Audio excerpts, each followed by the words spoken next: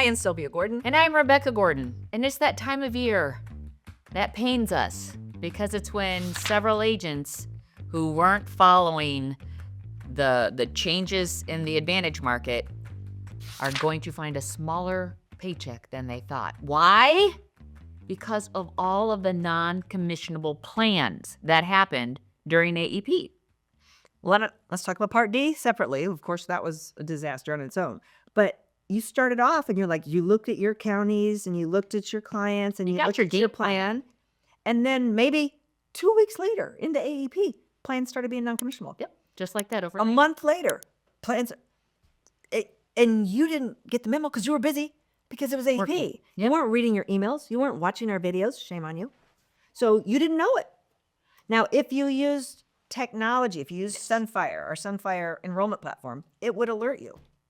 Which is wonderful. But if you're still using paper, You know who you are. I know. I can name names right now. Boom, boom, boom, boom, boom. don't make her do that live. I can name your Don't make her names. do that. You are the ones that are now going to be mad and are going to call me and say, "Hey, Sylvia, I was supposed to get like another $25,000. Where's this money?" And I'm like, "Yeah, you kept selling a plan that was non-commissionable. There's no way to fix that." And I've had people accuse me before. Well, you're getting paid. Nobody gets paid. Yeah. Like Gordon Parker getting paid. No, but there's no money flowing. No in a money. Non-commissionable plan. There's no fixing that. You have to be using technology. You have to You're not going to be able to stay in this business Plugged without adapting technology and continuing to evolve. And then talk about what happened with Part D and your paychecks. So everybody knows that WellCare stopped paying commissions, okay, and renewals. But I sent out a chart that showed most plans didn't pay on their basic. Right. Some didn't pay. They all were slightly different, what they paid and what they didn't pay on. And a lot of you don't have time to mess with Part D. If you're going to make $100 anyway, you don't have time to be like, you're just like taking care of your client. And so a lot of people are not going to get paid, especially WellCare having been the cheapest plan in 42 states. Majority of the business, I think like 7 million people went to WellCare. So you're not going to be paid on that. And if you're used to getting a check every January for your Part D and your renewals for your Part D, maybe you didn't hear that word, that their renewals stopped also, because that's very unusual that somebody stops a vested contract renewals. So people are going to say, what happened to my money? And what you should be saying next is, what can I do? Because this is not going to stop. This is not going to stop. Yeah. This is a moving target. Now, a lot of the reason these plans were non-commissionable and that what happened in 2025 is because reimbursements were lower. What the Medicare Advantage companies got was lower for the last couple years here. And so they cut costs, cut benefits, everybody hurt. So right now, they've already proposed the increase for Medicare Advantage for next year, and it's up.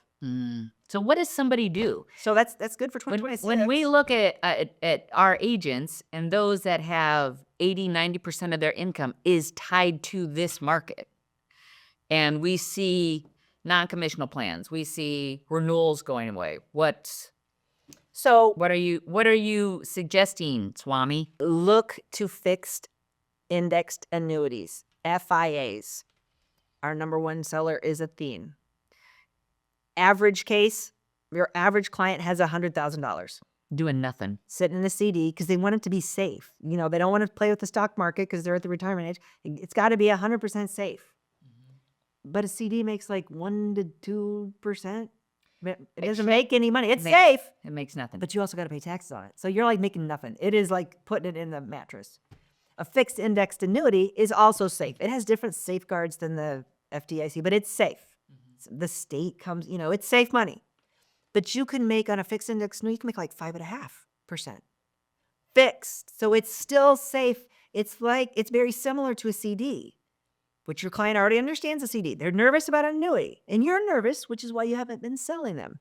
But if you sell this average annuity for your average client that has $100,000 in a CD, your average commission is 6 to 6.5%. So $6,000. That's going to help for all the money you're losing, not getting paid on Medicare Advantage and Part D. And if you add a guaranteed issue, not a guaranteed, Oh, right. A lifetime rider. Income rider, you could be giving your client $5,000 a year.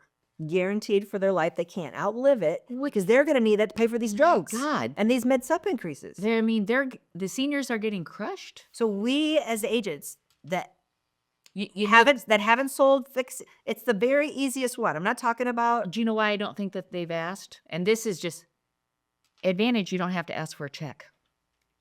Yeah, who wants to ask somebody for $100,000? We don't ask for, yeah. So what you ask them is, do you have some lazy money? And they'll say, what does lazy money mean? Money that's not working for you, not working at all. And that'd be money in a savings account, money in a CD. And a lot of your clients have a big chunk of money. Doing nothing. It's funny, one of the people I asked when I first started my career, a very small house, like a little, like 800 square foot house. But I was trained to ask. You go through the thing and say, do you have any lazy money? Dad's daughter. And they said, what do you mean by lazy money? And I said, well, like money in CDs. And she goes, well, I got like 400,000 in a CD.